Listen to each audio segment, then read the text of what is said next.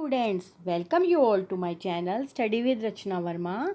Or today's worksheet is 43 and class is 9. Students, you have to write your name here, class teacher name here, and subject is science.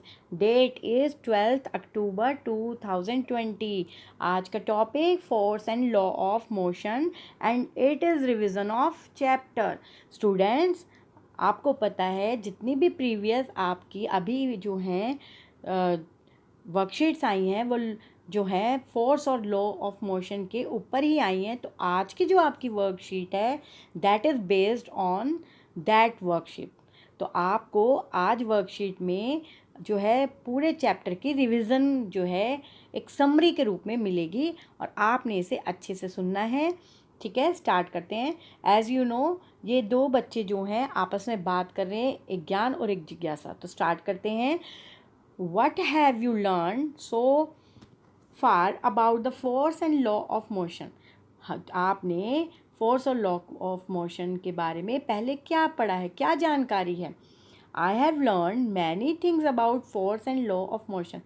मैंने बहुत सारी चीज़ें पढ़ी हैं force और law of motion के बारे में। फोर्स, द पुल और पुश।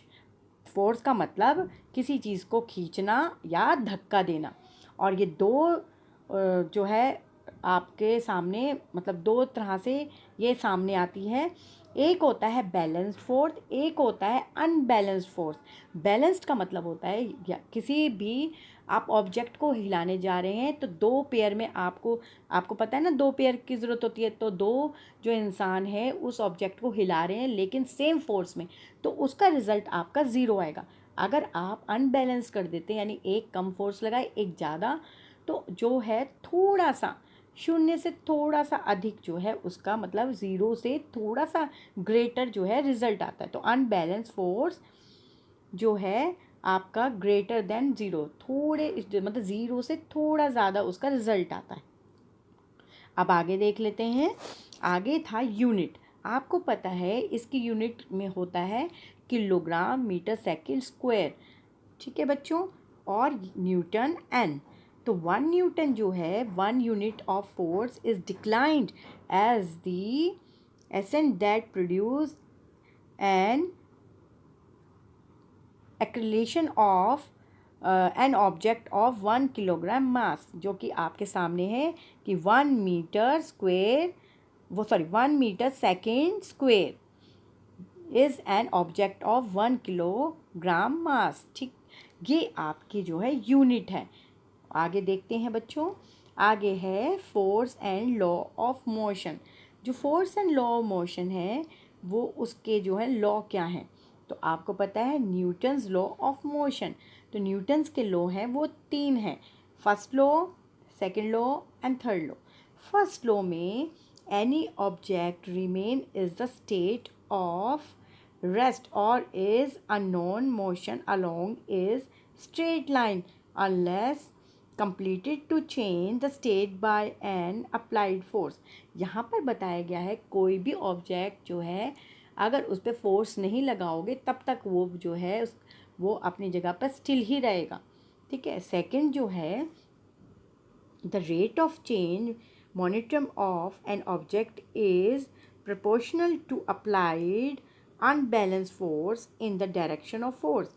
अगर आप अनबैलेंस फोर्स लगाएंगे, डायरेक्शन जो है आपकी फोर्स की उस पर अनबैलेंस डायरेक्शन लगाएंगे तो आपकी जो चेंजेस हैं वो आपको रिजल्ट में दिखेंगे।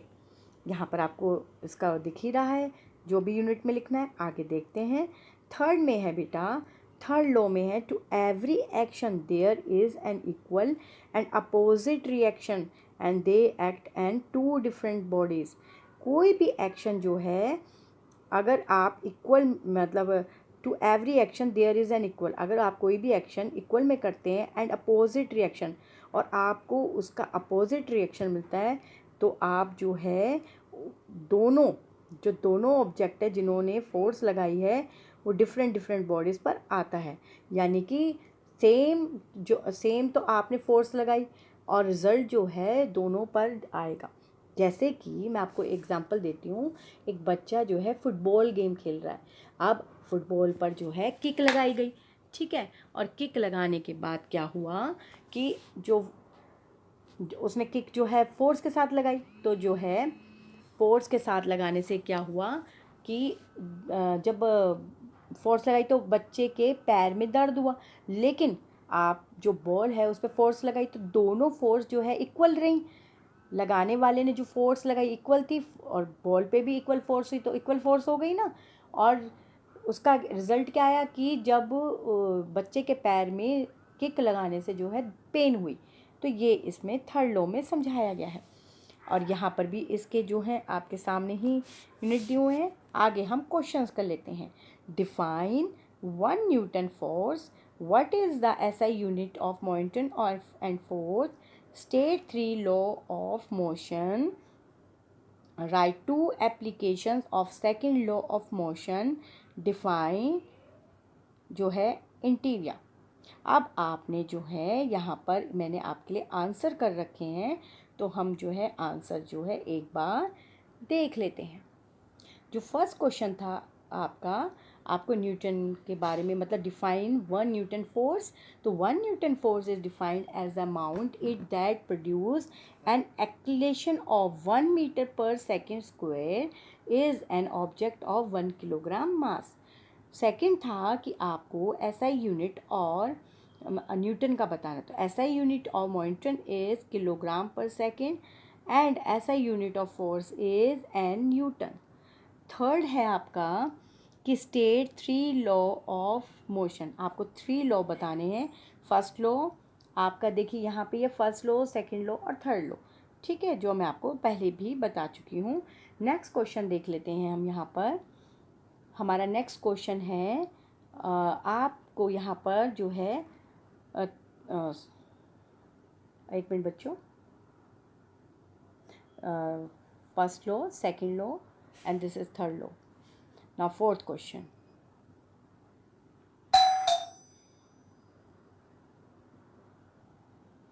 हमारा जो फोर्थ क्वेश्चन है वो है right 2 applications of second law of motion.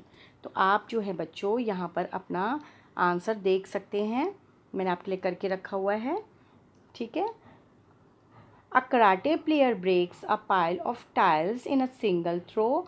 A cricket player lowers his hands while catching the ball. And fifth one था आपका कि आपने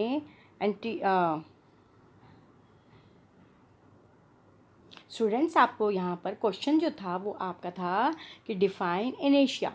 तो आपका आंसर है tendency to resist the change is known as इनेशिया। तो स्टूडेंट्स मैंने आपके लिए वर्कशीट कर दी है। ओके, अब आपने जो प्रीवियस वर्कशीट है आई हुई हैं उनको अच्छे से समझना है और अपने तभी कॉपी में करना है जब आप जो प्रीवियस वर्कशीट हैं उनको समझ सको, क्योंकि ये इसकी रिवीजन है।